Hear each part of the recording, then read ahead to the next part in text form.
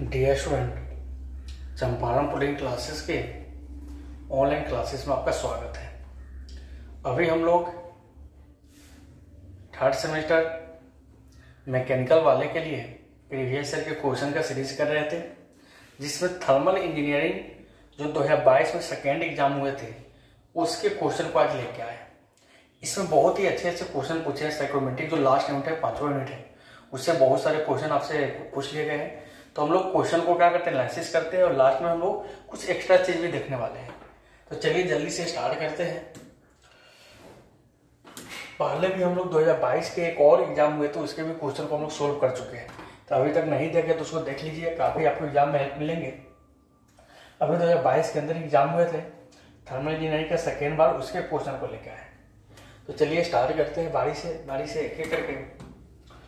पहला क्वेश्चन है, piston compressor ring are made of. देखिए, जो पिस्टन कंप्रेसर रिंग है जनरली बना होता है स्टील का और नहीं तो किसका, कास्ट आयरन का। इसमें से जो भी ऑप्शन रहता उसको आप करेक्ट बनाइएगा।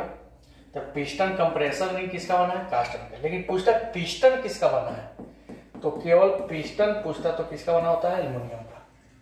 लेकिन पिस्टन रिंग पूछा है तो क्या होगा, कास्ट आयरन या स्टील। ठीक है, नेक्स्ट है, the rotary compressor are use.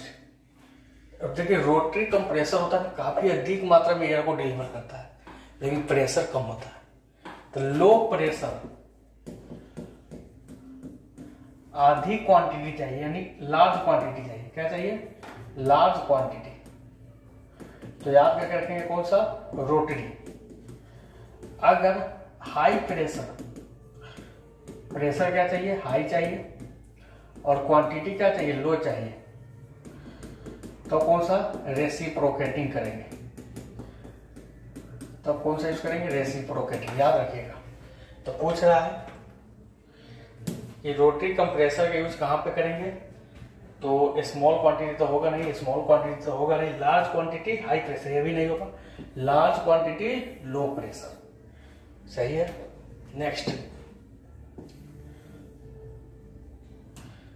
है, dash dash surface absorb maximum heat. आपको मालूम है कि ब्लैक बॉडी सबसे अधिक टेम्परेचर हीट को क्या करता है, एब्जॉर्ब करता है, और व्हाइट बॉडी सबसे ज्यादा रिफ्लेक्ट करता है। यही कारण है कि ठंडी के दिन में काले कपड़ा पहनने की सलाह दी जाती है, गर्मी के दिनों में व्हाइट कपड़ा। तो बोला कि कौन सा बॉडी है, कौन सा सरफेस है जो अधिक मात्रा में हीट को एब्जॉर्ब करता है, तो क्या है, ब्लैक। बढ़िया है। The material having lowest thermal conductivity. किस मटेरियल के पास थर्मल कंडक्टिविटी का मान क्या होता है। ऑब्जेक्टिव में याद कीजिएगा, थर्मल कंडक्टिविटी ऐसे मात्रा वाट पर मीटर केल्विन होता है।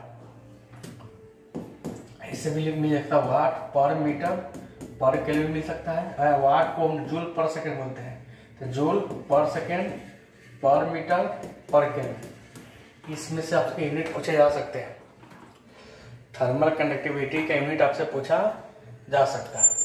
ठीक है, तो बोला किसके पास थर्मल कंडक्टिविटी मान सबसे कम होता है, तो ग्लास वूल का थर्मल कंडक्टिविटी सबसे कम होता है। नेक्स्ट है, बोला कि the efficiency of diesel cycle oppose to auto cycle. Diesel cycle की इफिशियंसी को अगर ऑटो साइकिल की इफिशियंसी के बराबर पहुंचना है तो इसमें से क्या होगा। तो पहले तो भाई डीजल साइकिल की इफिशियंसी लिख दो,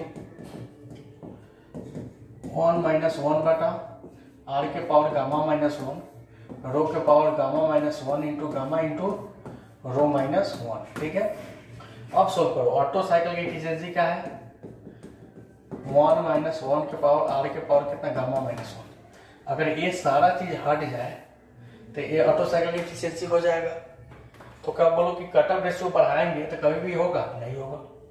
कटअप रेशियो 0 कर दो, हाँ इसका मान 0 कर दो, ये सब कट के 0 हो जाएगा, बस ये कहानी खत्म हो जाएगा, 1 हो जाएगा, ये ऑटो साइकिल के बराबर होती है, मेरा कोई टेंशन हो जाएगा। देखिए यहाँ का सी यहाँ दिया है, रो के मान को घटाइएगा बढ़ाइएगा, कभी भी ऑटो साइकिल के बराबर नहीं होगा। रो के मान को 0 कर दीजिएगा, ऑटोमेटिक डीजल साइकिल कैसा हो जाएगा, ऑटो साइकिल। नेक्स्ट क्वेश्चन है, in 2 stroke IC engine camshaft rotate. Camshaft कितना रोटेट करता है, तो क्रैंक शाफ्ट के स्पीड से आधा रोटेट करता है। कैम 2 स्ट्रोक के अंदर कैम शाफ्ट कितना रोटेट करता है, क्रैंक शाफ्ट के स्पीड का आधा करता है। नेक्स्ट है the largest component of gas generated in is biogas plant. Biogas plant के अंदर जो गैस जनरेट होता है वो सबसे ज्यादा मात्रा में क्या रहता है, मेथेन रहता है। ठीक है। Volumetric efficiency of SI engine is comparatively, volumetric efficiency SI engine और सीआई इंजन थोड़ा सा याद कर रखेंगे।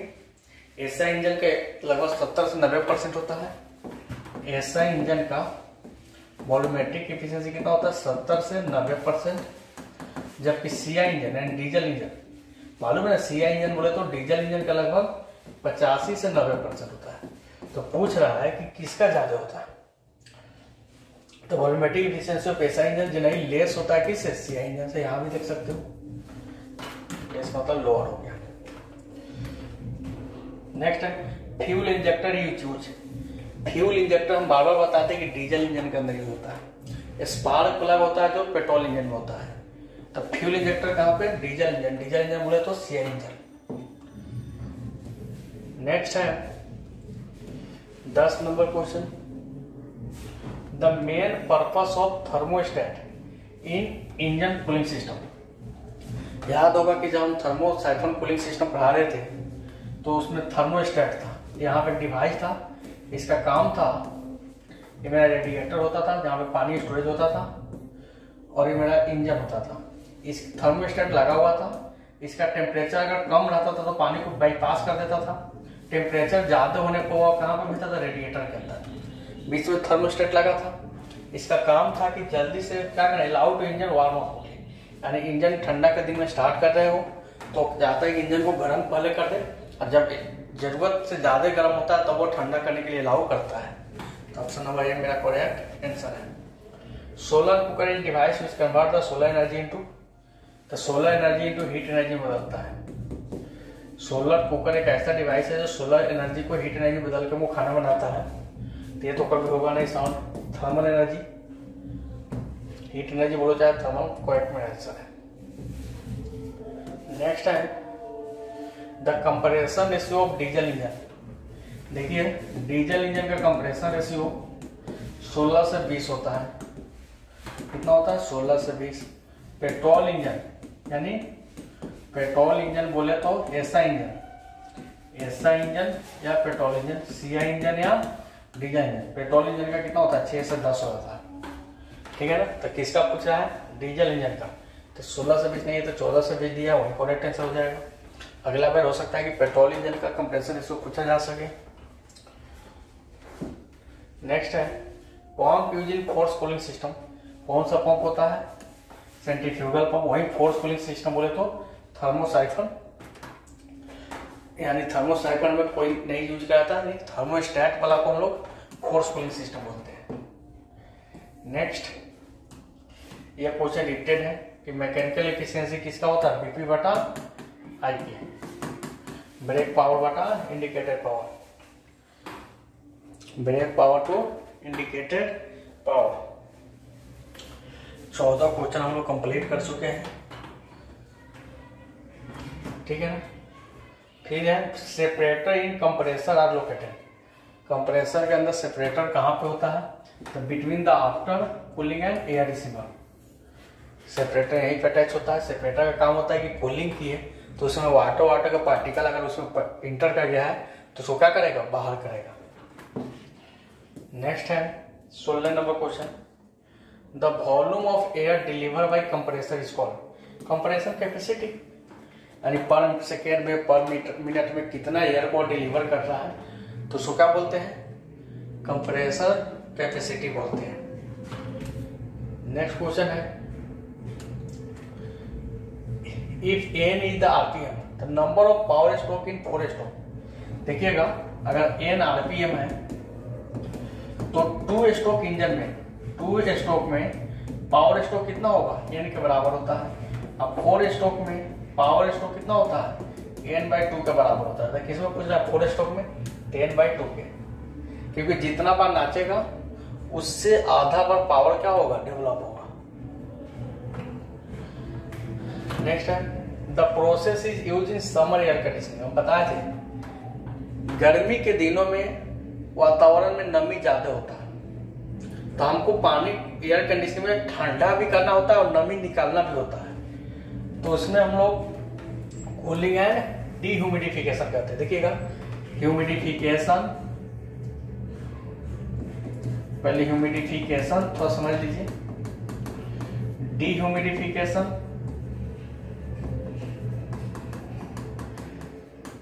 Sensible heating, sensible cooling. ये सब अभी 6th से में पढ़ना है, वहां से क्वेश्चन रिवाइज कर लिया है। 4 प्रोसेस होता है। देखिए, ह्यूमिडिफिकेशन क्या होता है कि विदाउट ड्राई बल्ब टेम्परेचर को चेंज किए, विदाउट डीबीटी में चेंज किए हुए, ड्राई बल्ब टेम्परेचर में चेंज किए हुए मॉइस्चर ऐड करना, मॉइस्चर को क्या करना, ऐड करने का प्रोसेस होता है, उसको ह्यूमिडिफिकेशन बोलते हैं। और ये कब क्या आता है, ठंडी के दिनों में, जब हमारे वातावरण में नमी कमी होती है तो उस समय हम लोग क्या करते हैं, ह्यूमिडिफिकेशन करते हैं। तो ठंडी के दिनों में क्या होगा, तो हम एयर को गर्म करते हैं, हीटिंग प्लस ह्यूमिडिफिकेशन। यानी जो ठंडी के दिनों में एसी चलाते हैं उसमें क्या होता है, हीटिंग प्लस ह्यूमिडिफिकेशन। गर्मी के दिनों में मॉइस्चर को रिमूव करते हैं, तो डीह्यूमिडिफिकेशन करते हैं और कूलिंग करते हैं। तो गर्मी के दिनों में cooling plus dehumidification. Sensible heating क्या होता है, एयर को हीट करना, एयर को क्या करना, हीट करना without change in specific humidity, without change in specific humidity. यानी ह्यूमिडिटी को बिना चेंज किए हुए गर्म करना, यानी सेंसेबल हीटिंग। अब बिना स्पेसिफिक ह्यूमिडिटी में चेंज किए हुए एयर को ठंडा करना क्या कहलाता है, सेंसेबल कूलिंग। तो ये 4 को प्रोसेस आप समझ में रखिएगा। तो वही है कि गर्मी के दिनों में क्या होगा, कूलिंग एंड डीह्यूमिडिफिकेशन। ठंडी के दिन रहता था, क्या हो जाता, ठंडी के दिन में हीटिंग एंड ह्यूमिडिफिकेशन। फिर है next, the process of increasing DBT at constant specific humidity. यही तो बोले कि क्या करना, ड्राई बल्ब टेम्परेचर को बढ़ाना स्पेसिफिक ह्यूमिडिटी में बिना चेंज किए हुए, तो वह सेंसेबल हीटिंग कहलाता है। अगर यहाँ पे रहता कि डिक्रीजिंग करना, खाली यहाँ पर डिक्रीजिंग रहता तो सेंसेबल कूलिंग आंसर हो जाता। ठीक है, नेक्स्ट है 20 number question. For unsaturated moisture, एक सैचुरेटेड होता है, एक अनसैचुरेटेड होता है। तो याद क्या रखेंगे, सैचुरेटेड के लिए अगर आपसे सैचुरेटेड मॉइस्चर कर रहा है तो सैचुरेटेड मॉइस्चर के लिए रिलेटिव ह्यूमिडिटी 100% होता है। और उस समय ड्राई बल्ब टेम्परेचर, डीबीटी बोले तो dry bulb temperature, WBT wet bulb temperature और ड्यू पॉइंट टेम्परेचर डीपीटी तीनों सेम होते हैं। किसके लिए, सैचुरेटेड के लिए। लेकिन अनसैचुरेटेड के लिए डीबीटी ज्यादा होगा, उसके बाद उससे कम होगा डब्ल्यूबीटी, उससे कम होगा डीपीटी। तो अनसैचुरेटेड के लिए होगा डीबीटी, डब्ल्यूबीटी, डीपीटी। लेकिन सैचुरेटेड के लिए तीनों बराबर होते हैं। अब समझ लीजिए कि डीबीटी डब्ल्यूबीटी होता क्या है। थर्मोमीटर आप लोग देखे हैं,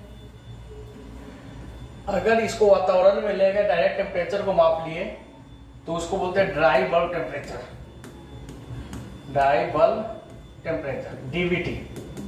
लेकिन एक भिजा कर, यानी भीगा हुआ रुमाल रख दे, दस्ती रख दे, कपड़ा इसके बल्ब के ऊपर रख दे, उस समय जो मापता है उसको बोलते हैं डब्ल्यूबीटी, वेट बल्ब टेम्परेचर। ठीक है, एक ऐसा जिस पर वातावरण में जो नमी है वो पानी बन के कंडेंस होकर नीचे आने लगता है, तो उसको बोलते हैं ड्यू पॉइंट टेम्परेचर। जब थर्मोमीटर को बिना एटमॉस्फेयर के अंदर, यानी बिना किसी चीज से इफेक्ट के हुए मापते हैं, तो ड्राई बल्ब टेम्परेचर। अगर थर्मोमीटर के ऊपर भीगा हुआ कपड़ा रख दे तब नमी को यानी टेम्परेचर मापे, तो डब्ल्यूबीटी, वेट बल्ब टेम्परेचर। और जिस टेम्परेचर पे वातावरण का जो नमी है वो कंडेंस होकर बूंदा बूंदी होकर नीचे आने लगता है, तो उस टेम्परेचर को बोलते हैं ड्यू पॉइंट टेम्परेचर डीपीटी। तो उम्मीद है कि आपके लिए वीडियो हेल्पफुल रहा होगा और इस प्रकार के क्वेश्चन आपके एग्जाम में पूछे जाने के चांसेस ज़्यादा हैं। तो हम लोग मिलते हैं फिर अगले सेशन में, जिसमें अगले सेशन के क्वेश्चन को लेकर हम लोग आएंगे। तब तक के लिए धन्यवाद। आपको यह भी बताते चले कि अगर आप चाहते हैं कि 4th सेम में मेरे से पढ़ना, तो 1 मार्च से ऑनलाइन और ऑफलाइन दोनों बैच स्टार्ट हो रहे हैं। तो आप आइए, मोस्ट वेलकम रहेगा चंपारण पॉलिटेक्निक क्लासेस के। अगर आप ऑनलाइन पढ़ना चाहते हैं तो प्ले स्टोर से Champaran polytechnic classes app download करके हमसे कॉन्टैक्ट कर सकते हैं। धन्यवाद।